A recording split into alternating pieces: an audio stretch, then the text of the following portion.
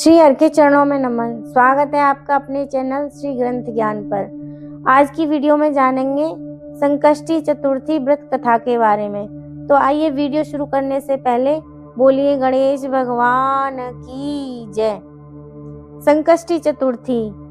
संकष्टी चतुर्थी के दिन माताएं संतान की दीर्घायु के लिए पूरे दिन निर्जला व्रत रखती हैं और गणेश भगवान की विधि विधान से पूजा करती हैं। रात को चंद्रमा को अर्घ देकर अपना व्रत खोलती हैं और संकट माता से अपनी संतान की दीर्घायु के लिए प्रार्थना करती हैं। सकट चौथ की पूजा में व्रत कथा का विशेष महत्व होता है। मान्यता है कि सकट चौथ की पूजा में व्रत कथा का पाठ किए बिना यह पूजा अधूरी मानी जाती है। तो आइए आपको बताते हैं सकट चौथ की सभी व्रत कथाएं विस्तार से। सकट चौथ की पहली व्रत कथा, एक देवरानी जेठानी थी। जेठानी अमीर थी, उसका परिवार भी बड़ा अमीर था। देवरानी गरीब थी, इतनी गरीब थी कि जेठानी के घर सेवा टहल करके गुजारा करती थी। जो कुछ चूनी चोकर मिल जाता उसको अपने झोंपड़ी में आकर पकाकर खा लेती। फूटे घड़े से पानी पीकर टूटी चारपाई पर सो जाती थी। सुबह उठकर फिर जेठानी की सेवा करने चली जाती थी। साल भर का त्योहार आया। देवरानी भूखी प्यासी जेठानी की टहल करती रही। रात को जब आने लगी तो और दिनों की तरह उसे चूनी चोकर भी नहीं दिया। खाली हाथ झोंपड़ी में आई। आते वक्त खेत से बथुआ तोड़ लाई। बथुआ के लड्डू बनाकर रख लिए। रात को सकट माता आई, टटिया की ओर खड़ी होकर बोली, ब्राह्मणी खोलो किवाड़। देवरानी बोली, चली आओ माता, किवाड़े कहाँ हैं? भीतर आते ही सकट माता ने बड़ा कहा, बड़ी भूख लगी है। देवरानी ने कहा, माता जो कुछ दिया है खाओ। बथुआ के लड्डू दे दिए। जब सकट माता छक कर खा चुकी तो बोली, पानी तो पिला। देवरानी फूटी गगरी ले आई। पानी पीकर सकट माता ने सोने की इच्छा की। उसने टूटी खाट बिछा दी। थोड़ी देर सोने के बाद सकट माता को टट्टी लगी।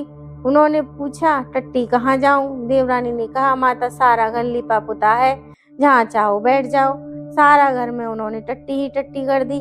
फिर भी अभी पूरी तरह निपट नहीं पाई। पूछा, अब कहाँ जाऊं? देवरानी ने कहा, मेरे सिर पर करो। उन्होंने उसके सिर पर पांव तक टट्टी से नहला दिया और चली गई। सुबह जब देवरानी उठी तो सारी झोंपड़ी कंचनमय हो गई। चारों तरफ सोना ही सोना बिखरा पड़ा था। जल्दी जल्दी बटोर कर रखने लगी, पर सोना सिमटने में नहीं था और वह रखते रखते थक गई। इधर जब समय से देवरानी घर नहीं पहुंची जेठानी के, तो वह बहुत बिगड़ने लगी।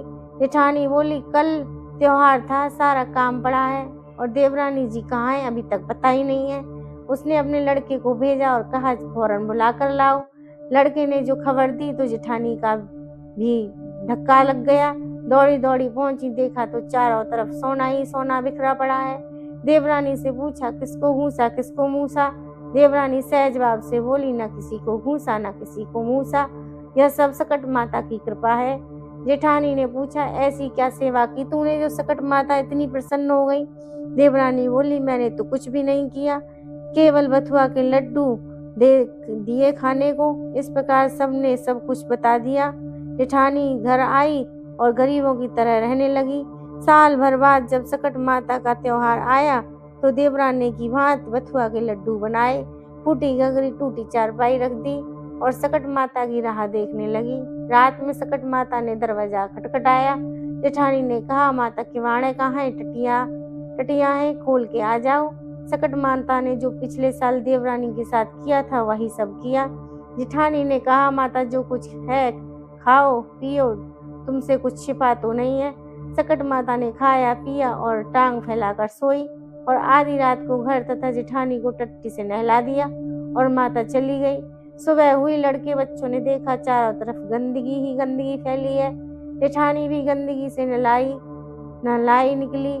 चलना कठिन था, सारा घर बदबू से भर गया। उन्होंने कहा, तुमने क्या किया? जेठानी ने खिसियाकर देवरानी को बुलवाया। देवरानी आई। जेठानी ने बड़े ताने से कहा, तुमने जो कहा था वह कुछ न हुआ। देवरानी ने कहा, तुमने तो बहन गरीबी का नाटक किया था, तुम्हारे पास तो सब कुछ भरा हुआ था, इसी से सकट माता अप्रसन्न हुई है। मेरी गरीबी में उन्हें दया आ गई और सब कुछ दे दिया। तुमने तो मेरी नकल की थी, इसी से ऐसा हुआ है। बोलिए सकट माता की जय। सकट चौथ की दूसरी व्रत कथा। किसी नगर में एक कुम्हार रहता था। एक बार जब उसने बर्तन बनाकर आवा लगाया तो आवा नहीं पका। हार कर वह राजा के पास जाकर प्रार्थना करने लगा कि आवा पक नहीं रहा है। राजा ने पंडित को बुलाकर कारण पूछा तो राज पंडित ने कहा कि हर बार आवा लगाते समय बच्चे की बलि देने से आवा पक जाएगा। राजा का आदेश हो गया। बलि आरंभ हुई। जिस परिवार की बारी होती वह परिवार अपने बच्चों में से एक बच्चा बलि के लिए दे देता। इसी तरह कुछ दिनों बाद सकट के दिन एक बुढ़िया के लड़के की बारी आई। बुढ़िया के लिए वही जीवन का सहारा था, लेकिन राज आज्ञा से आगे किसी की नहीं चलती। दुखी बुढ़िया सोच रही थी कि मेरा तो एक ही बेटा है, वह भी सकट के दिन मुझसे जुदा हो जाएगा। बुढ़िया ने लड़के को सकट की सुपारी और धूप का बीड़ा देकर कहा, भगवान का नाम लेकर आवा में बैठ जाना, सकट माता रक्षा करेंगी। बालक को आवा में बैठा दिया गया और बुढ़िया सकट माता के सामने बैठकर पूजा करने लगी। पहले तो आवा पकने में कई दिन लग जाते थे, पर इस बार सकट माता की कृपा से एक ही रात में आवा पक गया। सवेरे कुमार ने देखा तो हैरान रह गया। आवा पक गया था। बुढ़िया का बेटा भी सुरक्षित था और अन्य बालक भी जीवित हो गए थे। नगरवासियों ने सकट की महिमा स्वीकार की तथा लड़के को भी धन्य माना। तब से आज तक सकट की विधि विधान से पूजा की जाती है। बोलिए सकट माता की जय। सकट चौथ व्रत की तीसरी कथा। एक ब्राह्मण था, उसके एक ही लड़का था। वह बहुत गरीब था। उसका लड़का राजा के यहाँ काम करता था, पर पैसे बहुत कम मिलते थे। खाना पीना मुश्किल से चल पाता था। सकट का त्योहार आया। ब्राह्मणी व्रत रख रही थी। घर में कुछ भी नहीं था। उसने अपने लड़के से कहा कि जब राजा के यहाँ से काम करके चलना तब थोड़े से तिल और गुड़ मांग लेना, जिससे हम पूजा तो कर लेंगे। लड़का राजा के यहाँ काम करने पहुंचा। दिन भर काम करने के बाद वह एक भंडारे में घुस गया। भीतर से दरवाजा बंद किया। वहां तो सारी चीजें भरी पड़ी थी, पर उसको चोरी की आदत तो नहीं थी। सोच रहा था चोरी करूं तो कैसे करूं, माघ का महीना, चोरी जैसा भयंकर पाप कैसे करूं। बार बार वह कहता, तिल चुराऊं तो पाप, गुड़ चुराऊं तो पाप, माघ का महीना क्या चुराऊं। पहरेदारों के कानों में शब्द पड़े। उन्होंने राजा को बुलाया। राजा ने सुना। दरवाजा खटखटाया और पूछा, तुम कौन हो। लड़के ने कहा, मैं आपके यहाँ काम करता हूँ। मैं बहुत गरीब हूँ। मेरी माँ आज व्रत है। उसने कहा था राजा के यहाँ से थोड़ा सा तिल और गुड़ चुरा लाना, तो मैं सकट की पूजा कर लूंगी। अब मैं बहुत देर से सोच रहा हूँ, माघ का महीना है, तिल चुराऊं तो पाप, गुड़ चुराऊं तो पाप। राजा ने कहा, मैं कैसे विश्वास करूं कि जो तुम कह रहे हो वह सब सही है। लड़के ने कहा, आप अपने आदमी को मेरे घर भेजकर पूछवा लीजिए। राजा ने आदमी घर भेजे। आदमियों ने बुढ़िया को पुकारा। बुढ़िया ने कहा, मैं बाहर नहीं आ सकती, मेरी धोती तो फटी है। आदमियों ने लौटकर राजा से कहा। राजा को दया आ गई। राजा ने कहा, गाड़ियों में जितना चाहो माल लदवा लो, सब तुम्हारा है। घर जाकर माँ से कहो कि खूब विधि से सकट की पूजा करे और सुख से जीवन व्यतीत करे। अब तुम्हें चोरी करने की जरूरत नहीं है। बुढ़िया के लड़के ने राजा की जयकार की और सम्मान से खूब लद फद कर घर आया। बुढ़िया ने पूजा की और सुख पूर्वक जीवन व्यतीत करने लगी। बोलिए सकट माता की जय। सकट चौथ की चौथी कथा। एक राजा था, उसके कोई संतान नहीं थी। वह बहुत दुखी रहता था। एक दिन राजा अपने घर के दरवाजे पर बैठा था। उधर से एक भंगनी निकली। उसने दूसरी औरत से कहा, आज सुबह से निर्वंशी राजा का मुंह देखा है, देखो दिन भर कैसा बीतता है। राजा ने यह बात सुन ली। वह महल में आकर चुपचाप लेट गई। सभी रानियां आईं और राजा से बोली, राजा उठिए, खाना खाइए। पर राजा न उठा। उसने कहा, मेरा इतना बड़ा राज, इतनी रानियां, पर बिना पुत्र के एक भंगनी मुझे बातें कह गई। महल में सभी लोग दुखी हो गए, पर छोटी रानी की दासी बड़ी चालाक थी। उसने छोटी रानी से कहा, राजा बहुत दुखी है, हम जो कुछ करती हैं जाएं, तुम चुपचाप देखती जाओ, राजा का दुख दूर हो जाएगा। उसने जाकर राजा से कहा, राजा जी उठिए, भोजन करिए। छोटी रानी गर्भवती है। राजा बड़ा खुश हुआ और उठकर खाना खाया और 9 महीने तक पुत्र होने का इंतजार करने लगा। एक दिन दासी ने कमरे के चारों तरफ पर्दे बांध दिए और राजा से बोली, पुत्र हुआ है। राजा ने खूब उत्सव मनाया, खूब धन बांटा। दासी से बोले, मुझे पुत्र दिखाओ। दासी ने कहा, उसके गुण खराब हैं, पसंद में देखना। छोटी रानी बड़ी दुखी थी। उसने दासी से कहा, जब राजा को तुम्हारे झूठ का पता चलेगा तो तुमको भी मरवा देंगे और मुझको भी मरवा देंगे। दासी ने कहा, रानी देखते जाइए।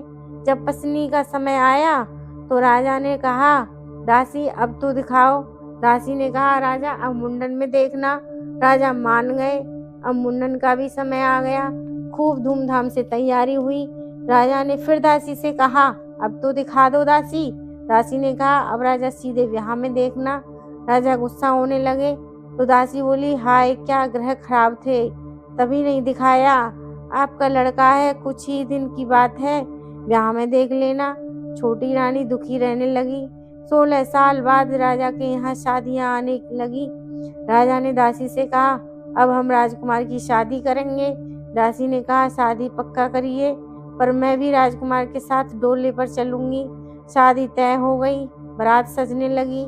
राजा बोला, दासी अब तो राजकुमार को दिखलाओ। दासी बोली, द्वारचार में देखना। राजा फिर चुप हो गए। दासी ने एक बड़ी थाली में तिल और गुड़ मिलाकर एक लड़का लिटाया, उसको ढककर डोली में बैठकर बारात में चल दी। छोटी रानी दुख से बार बार बेहोश हो जाती थी और कहती थी, यह दासी राजा की बेइज्जती करवाएगी। बारात चली जा रही थी।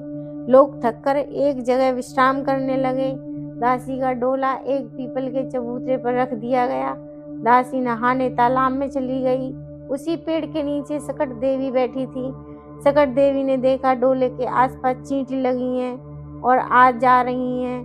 उन्होंने डोला खोलकर देखा, थाली में गुड़ और तिल निकाल कर खाया। सकट देवी को बहुत अच्छा लगा, मीठा मीठा लगा। धीरे धीरे देवी ने सब गुड़ और तिल खा डाला। अब थाली खाली हो गई। दासी नहाकर लौटी तब देखा सकट देवी बैठी हैं और थाली खाली है। अब क्या था? दासी सकट माता के पैर पकड़कर जोर जोर से रोने लगी। बोली, मेरा बेटा लिया है, मेरा बेटा दे। थाली में मेरा बेटा पड़ा हुआ था, उसको तुमने खाया है। अब मुझे बेटा दोगी तभी पैर छोड़ूंगी। अब सकट माता बड़े संकट में फंस गई। उन्होंने कहा, अच्छा पैर छोड़ो, बेटा ले लो। 16 साल का सुंदर कुंवर सकट देवी ने दे दिया। जब दासी बहुत प्रसन्न हुई, बारात दरवाजे पहुंची। राजा ने कहा, दासी अब तो समय आ गया है, राजकुमार को दिखाओ। दासी ने पालकी से पर्दा हटा दिया।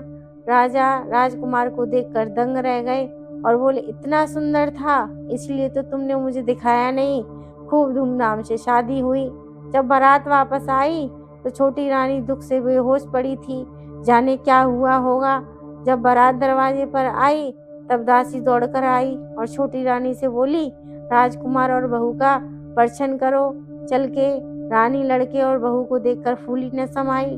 दासी ने कहा, रानी हम सवा पसेरी का लड़का बनाकर ले गई थी, तुम सवा मन का तिल गुड़ का बनाकर सबको प्रसाद बांट दो। सकट माता की कृपा से तुम्हें पुत्र मिला है। बोलो सकट माता की जय।